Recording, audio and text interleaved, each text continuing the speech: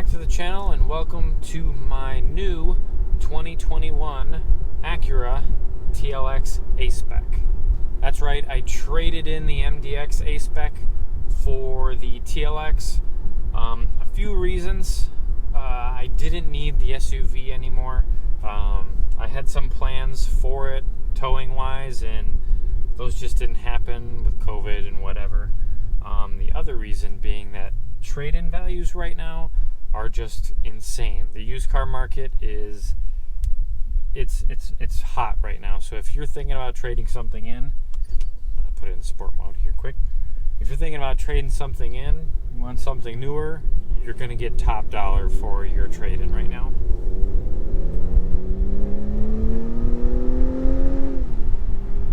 So yeah, after 6 months of ownership, I was able to get out of the MDX. No problem. I owed what it was worth. Perfect timing. They had really good incentives on the TLX right now, especially for a current Acura owner. So it was a no-brainer. My payment's actually less a month, which is even better. Worked out for me. And I just didn't need the SUV life. For me, I was starting to miss being able to, when I was driving my daily and I wasn't taking the Camaro out, I was starting to miss having something fun. As some know, I had a 2020 Acura TLX Aspec with the V6. This is a Turbo 4. And even though it wasn't the sportiest car in the world, when I wanted to have some fun, I could have some fun.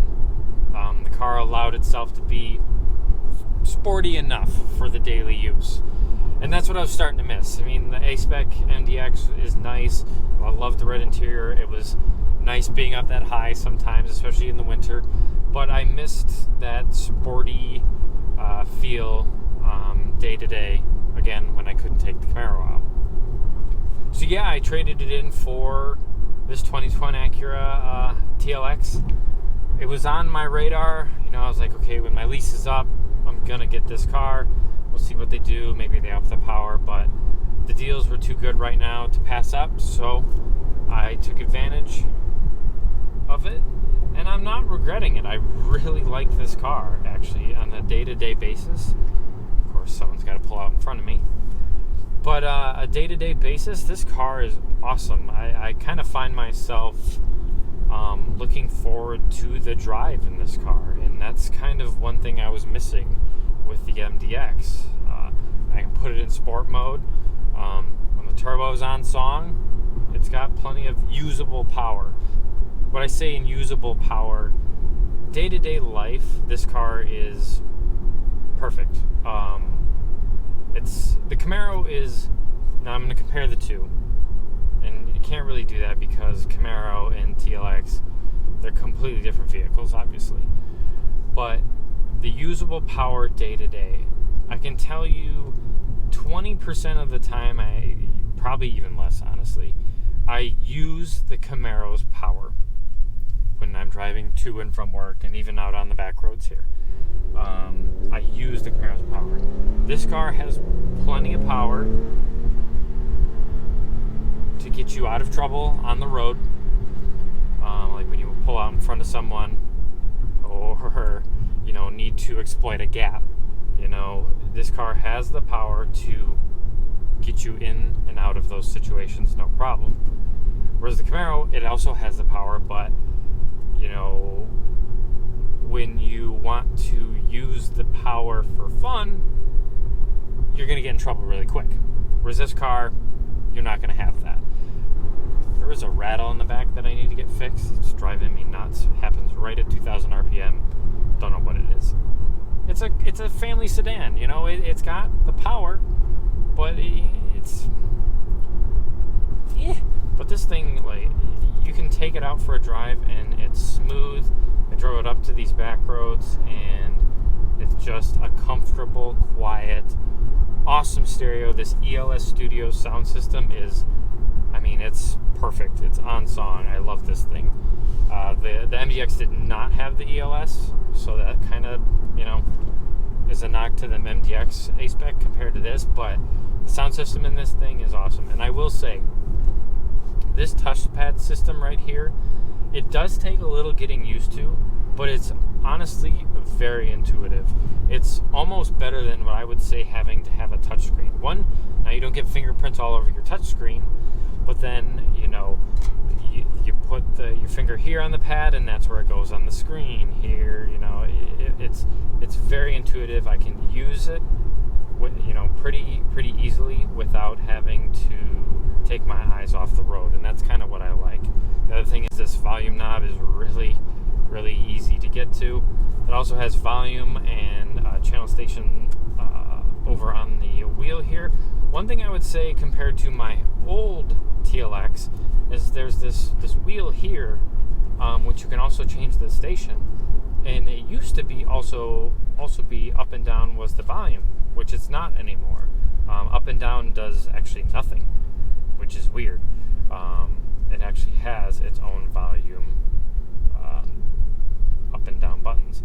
A little weird, not a big deal, but something I noticed, which is kind of goofy. Another thing I really like is the dynamic modes. Normally I keep mine in normal mode. One click to the right, it goes into sport, which is what I'm in right now. If you're in normal mode, a click to the left and it goes into comfort mode. I haven't really been in that mode too much because normal mode is plenty, comfortable for me, especially on this specific model. The advanced model is the only one that has the adaptive dampers, which is where I feel you would get the most from comfort, normal, and sport.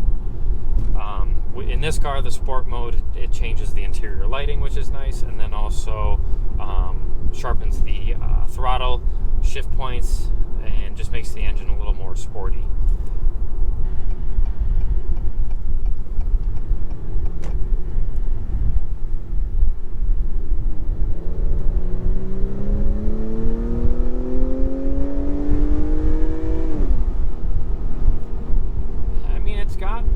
It's got poke. Let's get it on some twisties here and see how it does.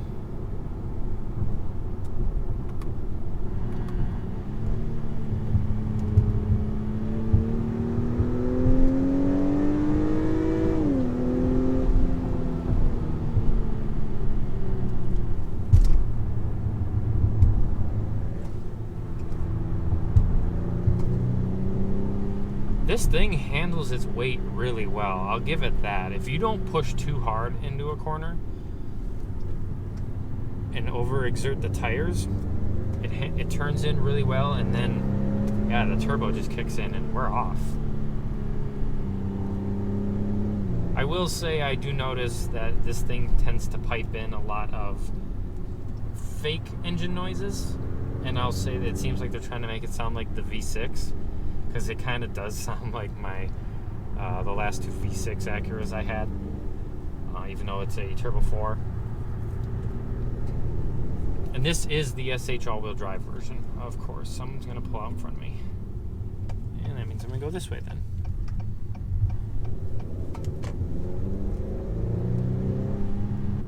Now I opted for this Apex Blue. I loved this color.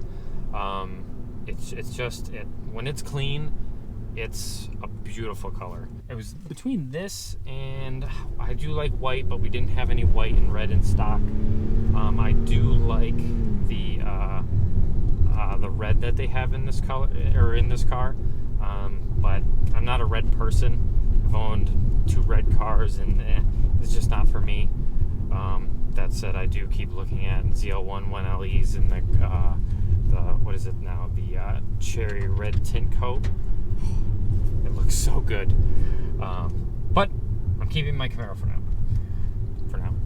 So yeah, I chose the blue with the red. I don't know why, I just like the red interior. I think for me, especially with a daily, having something in this special blue and with the red color, I think it gives it more a sense of occasion. Even though it's going to be my daily, it kind of makes it more special. It's not just, a black car with black interior. It gives it to me, it makes it more special, and it's not just a humdrum car I'm driving to and from work every day. I kind of want to drive this every day, and I do want to drive this every day. It's a good, solid daily car with enough sportiness to make it feel like it's not an SUV, like this Land Rover I just passed.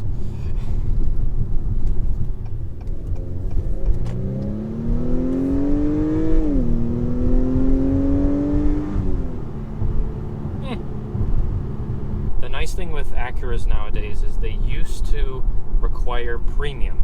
That kind of turned some sales off. So nowadays they don't require premium, and that's kind of awesome. Now I still put premium in my car, but if you're looking at an Acura and you thought in the past that they used to require premium, they probably still do. They don't.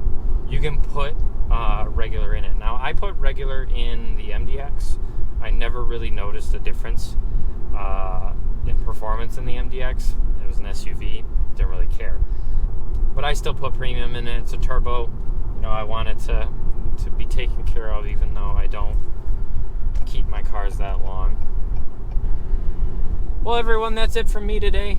I hope you enjoyed this quick little once-over review of my 2021 Acura TLX Aspec all-wheel drive.